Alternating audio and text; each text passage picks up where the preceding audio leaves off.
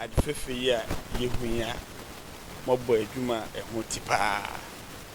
environment no very conducive for learning ti mejina omampania na mu na media ma education directorate no na mo so mo dia share headmaster except ba sana me sana mebo contractor ne consultant no abaso adwuma no delay but me bedu hey mani age papa ate hey ya na meti mo tosu mi nu na ye de contract ne mamu but mo na marry to finish your work. But on the whole, you have done a very good job. Eti Masa. Thank you. Meso bijina ha ni dikan meda omampani ase. Wade fefe ya ode abre Kwahu West Education Directorate. Na mada MP nso ase. Assembly nso yebeda omase. Se omatimi edi enim na saade fefe yi abeka yensa mijina ha me hye ebose yen education yen so yebehwe facility no so ama ne esese yede ye no yede aye ne sa pepepe ama nhuma nim so akonkan ewo Kwahu West Municipality mu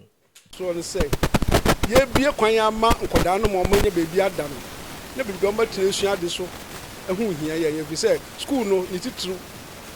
classrooms no dom ti eni ho nkoda no betuma ede but classrooms ni ho akoda no dom ti no ye nche dem fa ye hwi say ye kase ye to adwin say nka dom ti ye beda ne ba ko akoya no classroom o say ye hia classroom no ti nka ba betumi di bia ba kan adosu mienu ye de sa fu be hye school nsa ya de akoma senior house mistress or senior house master na sa nkoda ye omo beda dan yi mu yi enche dormitories na omo handover no ba ko politan omo sel no omo nim dem de ye wo omo atofoforo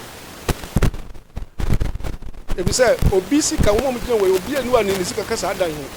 mo na ye sika kan ndi say bedam na sua ade na kɔ na fekɔ bɔ bra no be se ne dia obetofoforo nti ya best no wo say me yo ma boka no nka sa aska betuma ye no ma bebre nti yegusu a abantu anamo na wapɛ tena bia papa ma adesuafo no akyerɛkyerɛfo no na ɔmo so ɔmo hwɛ sɛ de ma wɔn no ɔmo bɛhwɛ so yi na aban ankonu ne ho sɛ ɔde ba Nkawkaw Senior High School sɛ ebi kura no hwɛ so yi na aban hwɛ so de foforo ba na ye de ba na wo sɛ ne de a abaka ko sɛ waste uhwie nsu egu kɛntɛn mu ya this is a try to okra near South Bangladesh ya this you for ya ko mpem mienu ni ahanu so the bank say what enti no kwada na ya do so asen teachers at compound ha no aye ye kura na ke benya bank ya bank ba ko na ko na onche ni ba ke je to ko je to ni ba ko na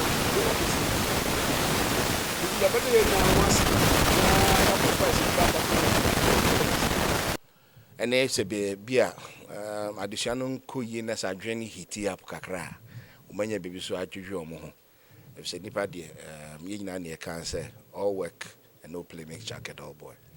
and tino and ne say a bar ni titi and one say a bono share no and who soon so na ye